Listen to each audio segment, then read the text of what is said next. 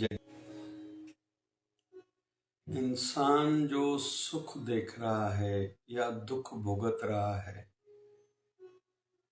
यह याद रहे कि यह हमारे ही कर्मों का फल हम भोग रहे हैं। थोड़ा ध्यान देना होगा। कोई सुंदर जन्मा है, इसमें उसने ऐसा क्या किया? बस यह समझ लें कि उसने पिछले जन्म में शरीर से अच्छे काम किए होंगे, सदुपयोग किया होगा और सेवा की होगी। और आगे भी यही नियम है, जो शरीर से सेवा करेंगे उनको ही निरोगी काया मिलेगी, स्वस्थ शरीर मिलेगा, हेल्दी लाइफ मिलेगी। आज जो धनवान है, मतलब पिछले जन्मों में उन्होंने दान किया है। जिनके पास धन नहीं है, मतलब दान नहीं किया है।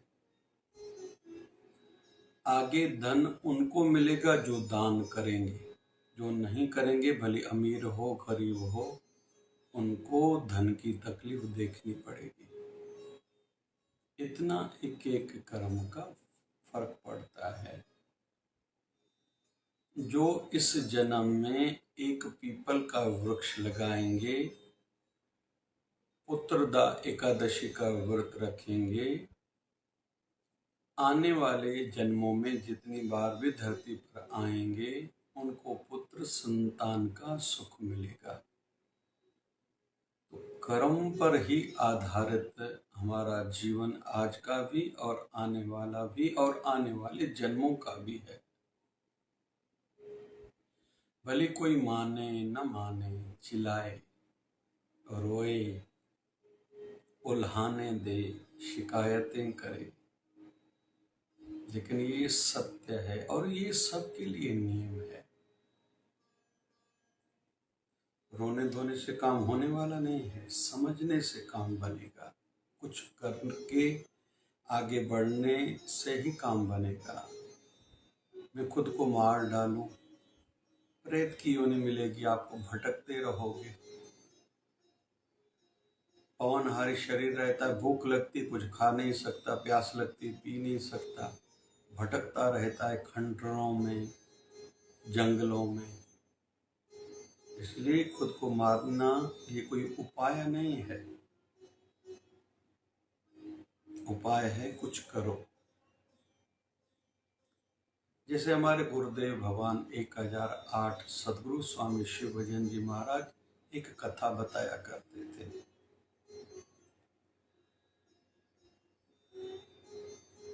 एक व्यक्ति आया संतों के पास, मुझे खाने को नहीं है, मैं गरीब हूँ।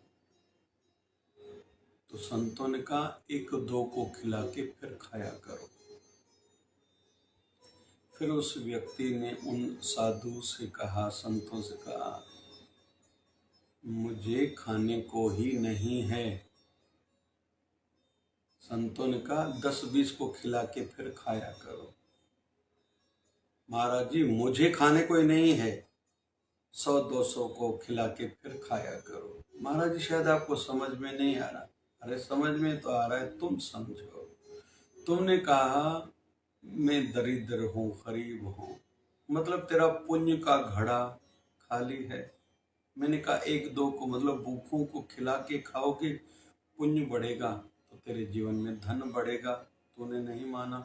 मैंने कहा 10-20 को खिला के फिर खाओ।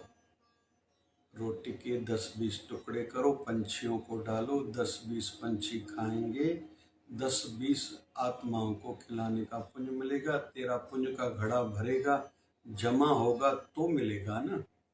जैसे बैंक में किसी के अकाउंट में पैसे होंगे तो चेक पर वो जो जितने भी अंक लिख के भेजेगा उनको उतने पैसे मिलेंगे ना, जमा ही नहीं थोड़ी मिलेंगे उनको। भले बैंक मैनेजर क्यों ना हो, किसी प्राइवेट बैंक का मालिक क्यों ना हो, डायरेक्टर क्यों ना हो। तुमने नहीं माना। मैंने फिर कहा 100-200 को खिला के फिर खाया करो।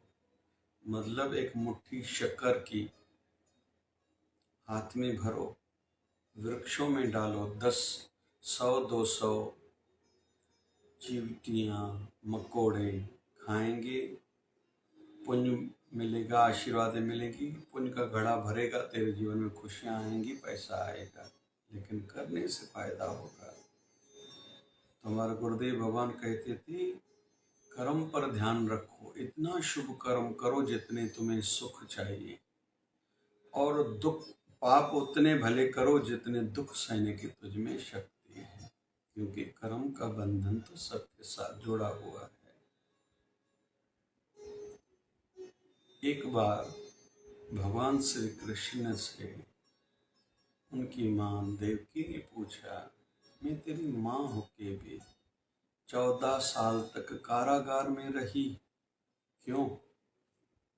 भगवान श्री कृष्ण कहते हैं, मैया, पिछले जन्म में जो तुमने किया था ये उसका ही फल रूप था, भुगतान था। बोले क्या? बोले तूने मुझे 14 साल तक वनवास भेजा था। तो माँ देवकी पूछती, मैं कौन थी? बोले मैया आप माँ, पिछले जन्म में मेरी माँ कैकेयी थी, मैं राम था। बोले फिर कौशल्या कौन थी?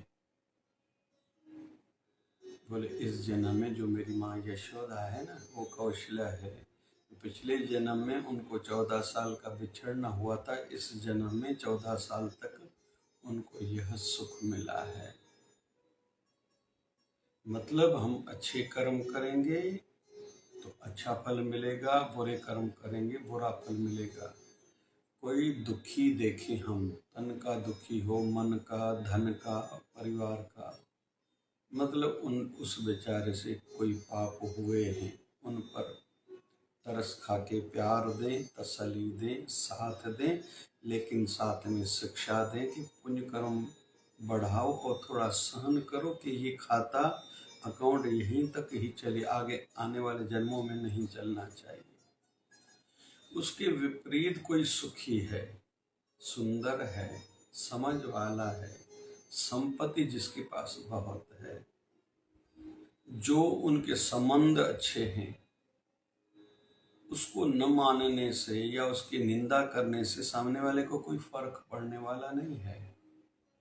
मतलब उसने ऐसा कुछ किया है तो उनके उन शुभ कर्मों को प्रणाम ही करना चाहिए। उनकी निंदा करने से कुछ नहीं होगा। उनसे ये सीखिए कि मैं भी करूँगा तो मुझे भी आगे चल के यह कुछ मिलेगा। तो कर्म का बंधन है, कर्म का चक्र है, कर्म का फल है। हमारे घर में कोई हमें दुखी कर रहा है, मतलब पिछले जन्म में हमने उनको दुख दिया होगा।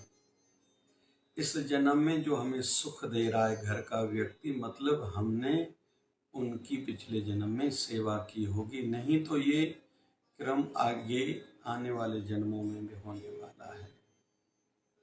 लेकिन कर्म बंधन है, कर्म फल है। इसलिए जितना हो सके, जब धीरे धीरे समझ विकसित होने लगे, इतने शुभ कर्म, अच्छे कर्म ज़्यादा करते जाएं, आशीर्वाद प्राप्त करते जाएं कि जिनकी गिनती न हो। कि एक तो शुभ कर्मों के फल रूप में कोई अच्छी गति हो, मोक्ष मिले, भजन बढ़ाएं, ध्यान बढ़ाएं, सेवा बढ़ाएं, गुरु शरण में बस चले जाएं। वहाँ से मुझे कहीं जाना नहीं है, वहीं रहना है, यहाँ तक कि वहीं मेरे प्राण छूटने चाहिए। यह भाव हो कि मुझे मोक्ष मिले, नहीं तो भी जितने जन्म मिले अच्छे वातावरण में, अच्छे घर में, सुख संपन्न साधनों वाला जीवन तो कम से कम मिले। भगवान न करे कोई दरिद्र तो न बने। जैसे साइकिल रिक्शे वाले को देखते हैं हम लोग, मजदूरों को देखते हैं, पूरा दिन बेचारे काम करते हैं, लेकिन फिर भी उनका घर तक अपना नहीं रहता, पक्का नहीं रहता, बच्चों को शिक्षा नहीं दिला दे सकते, पढ़ाई बच्चों को नहीं करा सकते। ये परिणाम क्या है? उन्होंने पिछले जन्म में कुछ जमा नहीं किया है। इसलिए जितना संभव हो, जब समझ विकसित हो चुकी है, करते जाएं, अच्छे का फल अच्छा और याद रहे बुरे का फल बुराई होगा, दुख ही होगा, पीड़ाई होगी, नरक ही होगा। जय जय शिवदारा।